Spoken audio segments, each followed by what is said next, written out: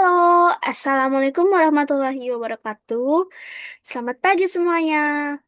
Baiklah, kembali lagi dengan saya, Audita Hernandesa Sibuan dengan NIM channel D024037 dari Prodi Perpajakan kelas F. Baiklah, pada presentasi kali ini saya akan menjelaskan materi RPS 13 dengan judul Pemotongan Pajak Penghasilan Pasal 4 Ayat 2 bersifat final. Oke, yang pertama itu pemotongan PPh Pasal 4 Ayat 2 final merupakan salah satu mekanisme pemungutan pajak penghasilan di Indonesia yang bersifat final. Artinya, pajak yang dipotong langsung dari penghasilan tertentu sudah dianggap sebagai pembayaran pajak terakhir. Hal ini diatur dalam Undang-Undang Pajak Penghasilan Nomor 36 Tahun 2008, di mana penghasilan seperti bunga, deposito, hadiah, undian, atau penghasilan dari pengalihan harta bergerak dikenai tarif pajak tetap tanpa perlu dilaporkan dalam surat pemberitahuan tahunan. Untuk subjek PPh Pasal 4 Ayat 2 final sama seperti yang lainnya, yaitu orang pribadi, warga negara Indonesia atau warga negara asing yang menerima penghasilan dari Indonesia seperti bunga, deposito, atau hadiah undian. Lalu ada badan, perusahaan atau entitas hukum lainnya yang menerima penghasilan dari usaha tertentu seperti royalti atau pengalihan harta. Untuk objek PPh Pasal 4 ayat 2 final adalah jenis penghasilan yang dikenai pemotongan PPh final sebagaimana tercantum dalam Pasal 4 ayat 2 Undang-Undang Perpajakan. Contoh objek utamanya meliputi bunga deposito, tabungan, atau obligasi, hadiah undian atau penghargaan, penghasilan dari pengalihan harta bergerak seperti mobil bekas atau tidak bergerak seperti tanah dan bangunan. Penghasilan dari usaha seperti waralaba, hak cipta, atau lisensi. Pemotongan dilakukan atas objek ini dengan tarif final, misalnya 10% untuk bunga deposito, dan objek tersebut tidak perlu dilaporkan ulang dalam SPT tahunan karena sudah bersifat final. Untuk kendala yang dialami, satu ketidakjelasan atau keterbatasan pemahaman wajib pajak. Banyak wajib pajak khususnya UMKM atau persorangan belum memahami mekanisme pengenaan tarif final, objek yang dikenai, serta kewajiban pelaporannya. Dua, data transaksi yang tidak lengkap. Pemotongan atau pemungutan sering terhambat ketika data nilai transaksi, pihak yang terlibat, atau dokumen pendukung tidak tersedia dengan jelas. Lalu yang ketiga, ketidaksesuaian tarif dengan karakteristik transaksi. Dalam beberapa kasus, tarif final dianggap kurang mencerminkan kondisi usaha sebenarnya.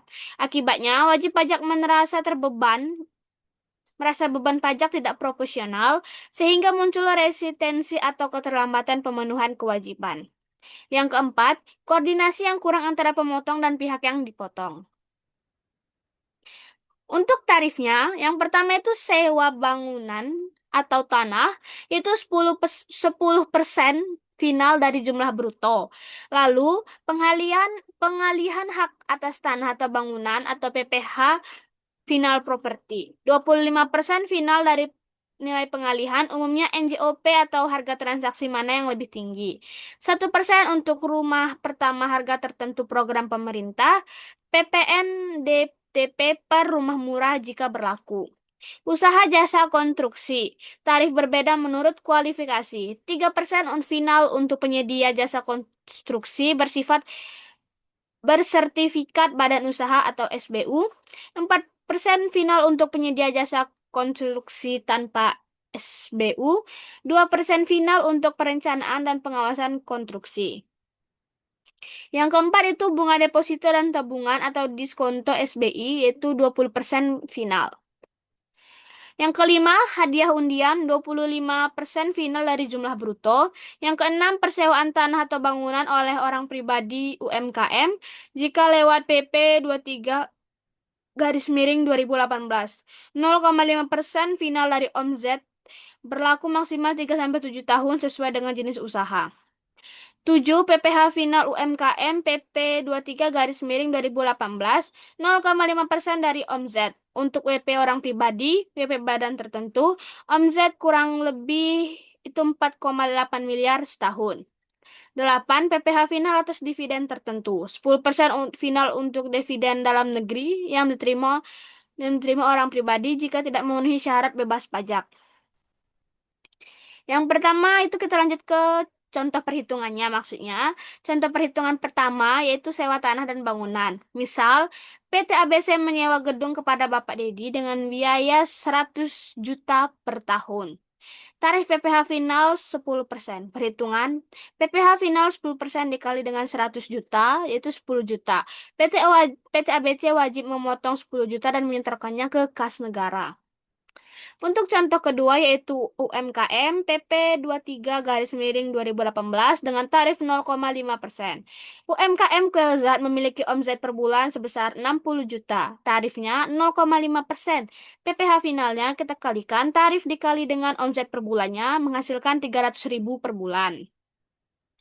Contoh ketiga, pengalihan hak atas tanah dan bangunan.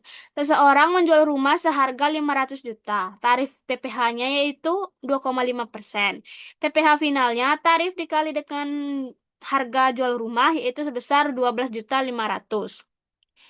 Untuk kesimpulannya, PPh pasal 4 ayat 2 merupakan pajak final yang dipungut atas jenis penghasilan tertentu dengan tarif tetap sehingga proses pemotongan ini lebih sederhana dan memberikan kepastian bagi wajib pajak.